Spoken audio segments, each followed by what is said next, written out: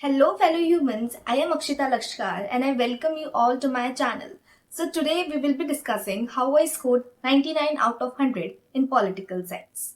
So, as you all know, that बहुत ही कम दिन बचे हुए हैं, like 10 to 12 or 10 days only. So, इन 10 दिनों में कैसे आपको अपनी पूरी स्ट्रैटेजी फॉर्मुलेट करनी है, कैसे आपको पूरी पिक्चर बनानी है जिससे आप अपने एग्जाम को टॉप कर सके and you will be scoring 100 also. I don't know मेरा मार्क्स कहाँ कटा था, लाइक सारे एमसीक्यूज मेरे सही थे, बट गॉड नोस कि मेरा एक मार्क्स कहाँ गया. But you should not miss this one marks too. So you have to form the strategy very, very, very wisely. So there are two books, as you all know. First is Contemporary World Politics and the second is Politics in India Since Independence. तो in book को कैसे balance करके चलना है ये हम discuss करेंगे. What topics are very, very, very important, ये सब भी हम इस वीडियो में कवर करने वाले हैं. आंसर राइटिंग स्ट्रैटेजीज भी डिस्कस करने वाले हैं. So the most important thing which we are going to discuss is the important topics. Important topics are those topics जो already पूछे गए हैं. I repeat, important questions ऐसे questions होते हैं जो पहले बोर्ड में पूछे गए हैं और ये हमें कैसे पता लगेगा? PYQs से. तो आपको इन 10 दिनों में रोज PYQs देखने हैं, बिकॉज अगर आप PYQs सॉल्व करेंगे तो आपको कॉन्फिडेंट फील होगा एंड आपको क्लेरिफिकेशन मिलेगा कि हमें ये टॉपिक आता है. And confidence is the most important factor which will lead you to a best score. ऐसे टॉपिक्स पे आपको वर्क करना है जिनमें आपको लगता है कि यू आर वीक. ऐसी चीजें जैसे कि डेट्स हो गई, टाइमलाइन हो गई, क्रोनोलॉजिकल ऑर्डर्स में बहुत सारे क्वेश्चंस आते हैं, तो इन सारी चीजों पे ज्यादा फोकस करना है.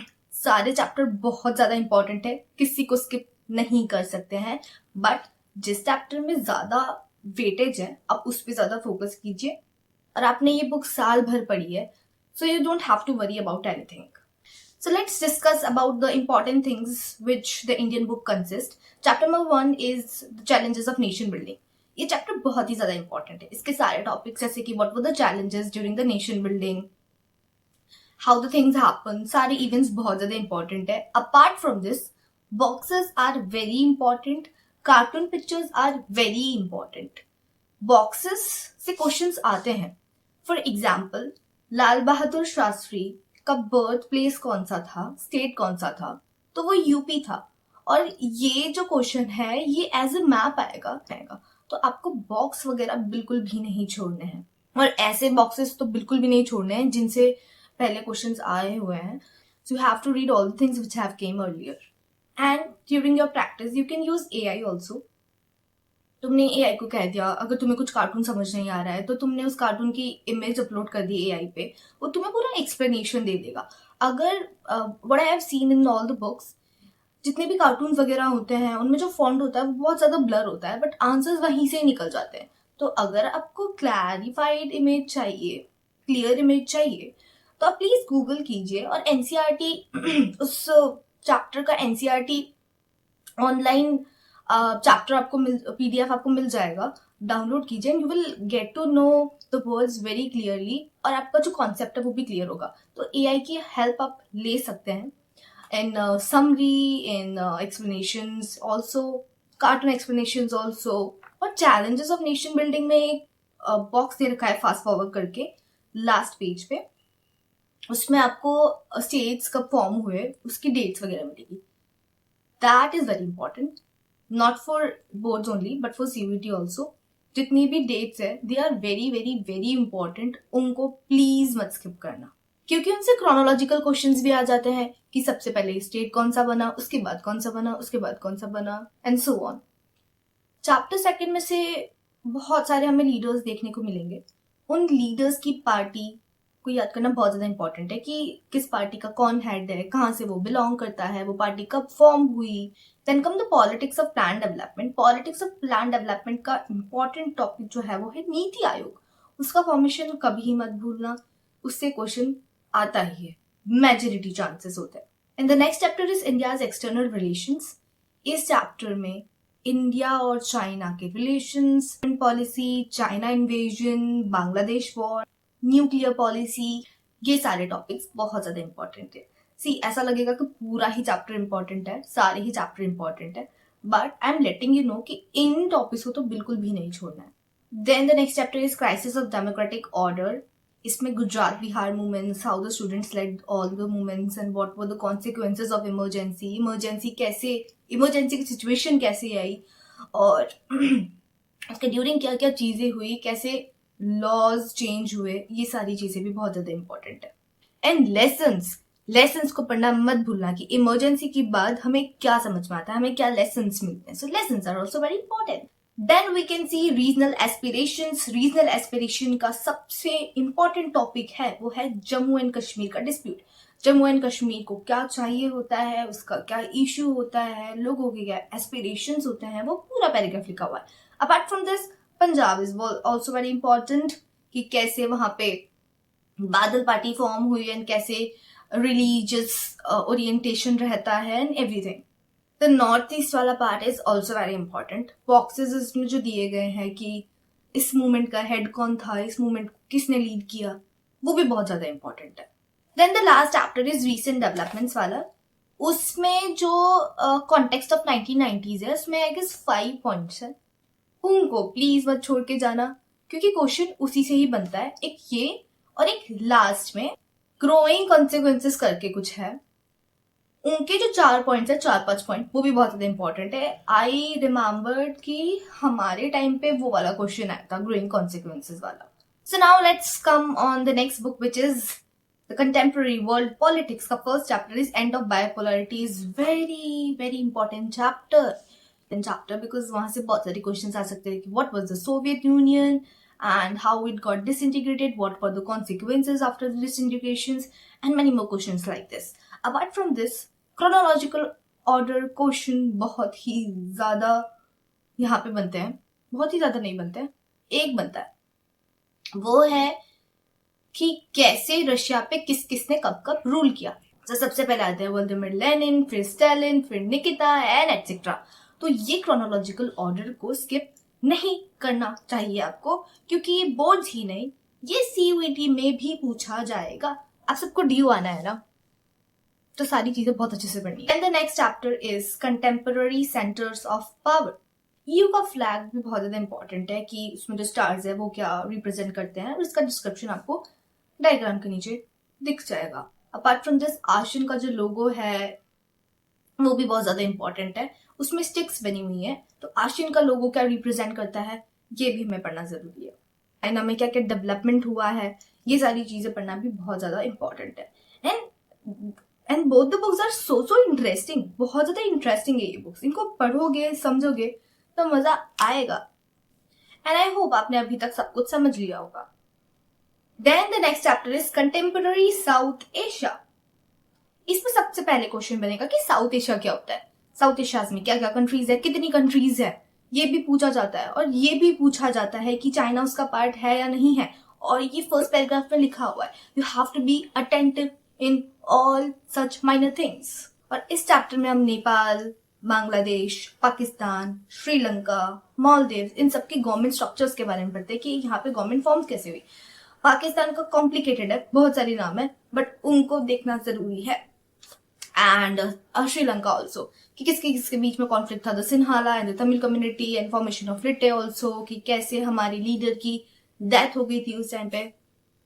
इन सबको भी पढ़ना बहुत जरूरी है. And the most essential thing of this chapter is India और उसके पड़ोसी के साथ जो संबंध है. छोटे छोटे पैराग्राफ्स में दे रखा है, बट उनसे क्वेश्चन आ जाता है, तो ये पढ़ना बहुत ज्यादा जरूरी है कि कौन कौन सी रिवर्स के बेसिस पे हमारे कॉन्फ्लिक्ट्स होते हैं, what are the rivers which are responsible for the conflicts of India and its neighbour. तो वो भी पढ़ना बहुत जरूरी है, सब कुछ जरूरी है. Then come international organisation. इस चैप्टर के सारे बॉक्सेस जिसमें उनका लोगो बना हुआ है, उन बॉक्सेस को अच्छे से पढ़ के जाना. सीयूईटी में बहुत ज्यादा क्वेश्चंस आए थे उससे, बोर्ड्स में भी आ ही जाएगा. और कैसे यूएन का फॉर्मेशन हुआ, इंडिया का क्या रोल है यूएन में, इंडिया को क्या क्या इश्यूज है यूएन पॉलिसीज से, कैसे रिफॉर्म्स आए हैं यूएन में, and who was responsible for all such reforms. ये सारी चीजें आपको याद करना so the next chapter is globalisation. Globalisation easy है और हमने ग्लोबलाइजेशन के बारे में पहले भी पढ़ा है, तो आप इसको अपनी बेसिक अंडरस्टैंडिंग से भी करके आ सकते हैं. The next chapter is security. Security वाला चैप्टर थोड़ा सा कॉम्प्लिकेटेड है बिकॉज इसमें external notions, internal notions complicated है, बट अगर आप उसे अच्छे से तरीके से समझेंगे तो हो जाएगा. लास्ट टाइम पे कुछ भी कंफ्यूजन हो रहा है, अपना यूट्यूब खोलो, सर्च करो, देखो, कंसेप्ट क्लियर करो, जाओ, लिख के आओ. तो in nutshell I want to say that every chapter is very important. India वाले चैप्टर में आपको कार्टून्स पे फोकस करना है, बॉक्सेस पे फोकस करना है, लीडर्स के स्टेज पे फोकस करना है, क्योंकि मैप का क्वेश्चन आएगा. मैप का क्वेश्चन लास्ट टाइम हमारे आया था लाल बहादुर शास्त्री को लेके एंड एस निजलिंगप्पा को लेके. उनका आई गेस कर्नाटका था. ये भी क्वेश्चन आया था कि डीएमके ने फर्स्ट टाइम विक्ट्री किस स्टेट में करी थी. मैप में स्टेट पर वो पॉइंट्स लगे होंगे बट रिकॉग्नाइज आपको करना है कि बी कौन सा है, सी कौन सा है, ए कौन सा है. तो you have to be attentive. और इंडिया वाली बुक से कार्टून्स हो गए, मैप्स हो गए, बॉक्सेस हो गए एंड या वर्ल्ड वाली बुक से भी डायग्राम्स, कार्टून्स इंपॉर्टेंट है, बट ज्यादातर इंडिया वाली से आते हैं. तो ये कंफ्यूजन रहता है कि कार्टून्स बहुत ज्यादा है. कुछ मत करो, PYQs खोलो, उसमें जितने भी कार्टून्स आए हैं पहले 10 साल पहले, जितने भी कार्टून्स, उन सबको देख लो और उनको अच्छे से करके चले जाओ. आई एम वेरी श्योर कि उन्हीं से ही आने वाला है, बट अगर गलती से कुछ और आ गया तो किसी को ब्लेम नहीं कर सकते, इसलिए सब कुछ पढ़ के जाना. And for PYQs there are so many websites आपको ऑनलाइन मिल जाएगी, जैसे कि selfstuds.com करके, मैंने वहीं से ही पढ़ा था, और बहुत सारी मिल जाएगी. और रही बात रेफरेंसेस की, मैंने अरिहंत खरीदी पर मैंने इससे सॉल्व कुछ नहीं किया. ऑनेस्टली मतलब मैं ले आई बट मैंने उससे सॉल्व कुछ नहीं किया. मैं सिर्फ PYQs ही सॉल्व कर रही थी एंड आई गेस मैंने 3 से 4 सैम्पल पेपर सॉल्व किए होंगे just for time management. Time management is very important क्योंकि आपको आंसर या आंसर राइटिंग में मैंने एक आंसर को 2 मिनिमम एंड मैक्सिमम 3 या 2.5 पेजेस तक किया है. तो आपको इतने पेज तो भर के ही आने हैं. राइटिंग बहुत अच्छी लिखनी है और नीट होना चाहिए, क्लीन होना चाहिए, कट नहीं करना है बार बार. कुछ भी इंपॉर्टेंट वर्ड है उसको अंडरलाइन कर दो, आंसर के बाद लाइन ड्रॉ करो, हेडिंग्स डालो, हेडिंग्स को अंडरलाइन करो और अच्छे से पेपर को सुंदर सा बना के आओ. टीचर देखते ही खुश हो जाएगा कि उसको ज्यादा एफर्ट्स नहीं डालने पड़ेंगे आपके शब्दों को समझने के लिए. फॉर एग्जाम्पल आपने AND एंड लिखा है बट टीचर को ARE लग रहा है. So you have to be very neat while writing the answers. Next thing is assertion and reasoning. इसका कोई शॉर्टकट नहीं है. There are many ways and videos कि कैसे assertion और reasoning सॉल्व करें, बट तभी सॉल्व हो पाएगा जब आपने उस चैप्टर को पढ़ा होगा, जब आपको ये पता होगा कि वो स्टेटमेंट सही है या गलत है. तो अल्टीमेटली आपको चैप्टर ही अच्छे से पढ़ना होगा, उसे समझना होगा. And I think that is all. और MCQs को 2 बार नहीं, 3 बार नहीं, 4 बार पढ़ना. इजी ही आते हैं क्वेश्चंस, बट विजिलेंस के साथ आपको सब कुछ अटेम्प्ट करना होगा. क्वेश्चंस को बहुत अच्छी तरीके से पढ़ना. एक बार समझ नहीं आएगा, दूसरी बार में अच्छे से आ जाएगा. अगर आप क्वेश्चन को अच्छे से पढ़ेंगे तो उसको ही करने से आप अच्छे से आंसर्स लिख पाएंगे. So be vigilant by reading the questions. तो अभी आपके पास बहुत ज्यादा टाइम है, अच्छे से अपने टाइम को यूटिलाइज कीजिए. कोई भी क्वेरीज है तो प्लीज कमेंट कीजिए. बिल्कुल पैनिक नहीं होना है. You are free to comment any queries and I know you all will be blasting the paper. तो बहुत अच्छे से करके आना. All the best to you all guys. Thank you so much for watching this video. Hit a like and subscribe. Till then, take care.